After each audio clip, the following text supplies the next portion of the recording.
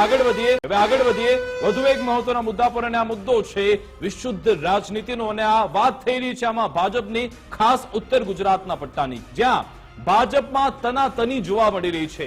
હમણાં જ આપણે જોયું લોકસભાની ચૂંટણી ત્યારે શાંતિથી આ ચૂંટણી પતી ગઈ જો કે જે એક બેઠક હતી બનાસકાંઠાની તે આમાં કોંગ્રેસના હાથમાં જતી રહી। બીજી બાજુ 2022માં આપણે જોયું હતું ત્યાં તો જોરદાર રીતે સંગઠન સારું ચાલ્યું હતું પરંતુ જેમ જેમ સમય વીતતો જાય છે તેમ તેમ આમાં ફેરફાર રાજનીતિમાં આવતા રહે છે।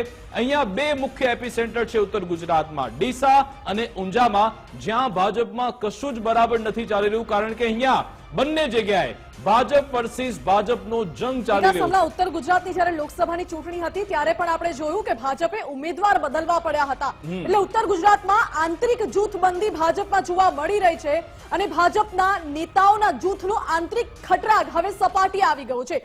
સ્થાનિક સ્વરાજની ચૂંટણી આગામી સમયમાં યોજાવાની છે। સહકારી ક્ષેત્રમાં પણ જૂથવાદ હવે સપાટીએ પહોંચ્યો છે અને એવા સમય અત્યારે જૂથવાદ સપાટીએ પહોંચ્યો છે ઉત્તર ગુજરાતમાં જ્યારે આગામી સમયમાં સ્થાનિક સ્વરાજની ચૂંટણી છે। આ વાત એટલા માટે મહત્વની રહી કારણ કે ડીસા નગરપાલિકાના પ્રમુખ વિરુદ્ધ ભાજપના જ સભ્યોએ અવિશ્વાસની દરખાસ્ત રજૂ કરી હતી। ત્યારબાદ નગરપાલિકાના પ્રમુખે રાજીનામું તો આપી દીધું છે પરંતુ રાજીનામું આપ્યા બાદ આખો દોષનો ટોપલો ધારાસભ્ય પર ઢોળી દીધો છે એટલે ભાજપ વર્સિસ ભાજપની લડાઈ અહીં શરૂ થઈ છે। જ્યારે બીજી વાત મહત્વની એ રહી કે ઊંઝા એપીએમસીની ચૂંટણી છે 16 બેઠકોની ચૂંટણી છે અને 100 ઉમેદવારોએ ફોર્મ ભર્યા છે અને એમાં પણ ભાજપ વર્સિસ ભાજપનો જ જંગ છે। બંને ધારાસભ્ય પૂર્વ ધારાસભ્ય આમને સામને છે આ બંને ઘટનામાં। બિલકુલ પહેલા આપણે ડીસાની વાત કરી લઈએ જ્યાં ભાજપનો જૂથવાદ ચરમસીમાએ પહોંચ્યો। હમણાં 15 મહિના પહેલા જ અહીંયા નગરપાલિકાના જે પ્રમુખ છે સંગીતાબેન તેમની નિમણૂક થઈ હતી મેન્ડેટ તેમને આપવામાં આવ્યું હતું અને તેમને પહેલા દિવસથી તેમના વિરોધની શરૂઆત થઈ હતી। જેમ જેમ દિવસો વીત્યા ગયા તેમ તેમ વિરોધ વધતો ગયો અને હવે સ્થિતિ એવી આવી કે સામેથી જ ભાજપે કહ્યું છે કે બેન તમે રાજીનામું આપી દો પરંતુ સંગીતાબેને રાજીનામું આપતાની સાથે જ અહીંયાના ધારાસભ્ય પ્રવીણ માણી પર આંગળી ચીધી છે। તેમણે કહ્યું છે કે આ તેમના કારણે જ મારે રાજીનામું આપવું પડે છે અને કેટલાક એવા ગેરવહીવટ પણ મારે તેમના કારણે કરવા પડ્યા છે એવો ગંભીર આક્ષેપ આજે તેમણે લગાવ્યો છે। સાથે સાથે એ વાત પણ અહીં આવી રહી છે કે સંગીતાબેન દવે તે પણ યોગ્ય કામગીરી કરતા નથી તેવું ડીસા શહેરના જે ભાજપ પ્રમુખ છે તેમણે પણ નગરપાલિકાના પ્રમુખ સામે આવો દાવો ઠોક્યો છે એટલે કે આવનારા સમયમાં આ ચૂંટણી આવી રહી છે સ્થાનિક સ્વરાજ્યની તે પહેલા જ અહીંયા ભાજપ વર્સિસ ભાજપનો જંગ જામેલો છે। હવે વાત કરીશું ઊંઝાની। ઊંઝા કે જે એશિયાની સૌથી મોટી એપીએમસી છે અહીંયા પણ જોરદાર ગરમાવો જોવા મળી રહ્યો છે। અહીંયાના ધારાસભ્ય કિરીટ પટેલ તેમણે પણ અહીંયા ફોર્મ ભર્યું છે। નારણ લલ્લુ તેમના પૌત્રે પણ ફોર્મ ભર્યું છે। પૂર્વ વાઇસ ચેરમેન તેમણે પણ ફોર્મ ભર્યું છે એટલે કે મોટા દિગ્ગજો અહીંયા કતારમાં ઉભા છે લડવા માટે। એટલે ભાજપની જે મેન્ડેટ પ્રથા છે આખરે તેનું શું થશે તેના પર એક મોટો સવાલ નિશાન અત્યારે અહીંયા જોવા મળી રહ્યો છે। ભાજપ માટે અંદરો અંદર જ આ એક અસમંજસની સ્થિતિ ઊભી થશે કે કોને મેન્ડેટ આપવું કારણ કે જૂથબંધીને ખાળવું પણ છે ડેમેજ કંટ્રોલ પણ કરવું છે ભાજપને।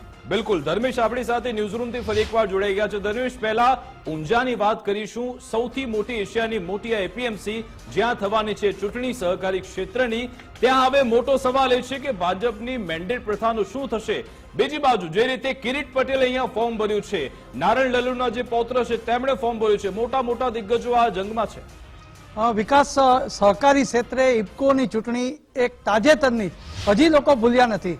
એ મેન્ડેટમાં જયેશ રાદડિયા જીત્યા હતા અને મેન્ડેટ વાળા બિપિન ગોતાની પરાજય થયો હતો।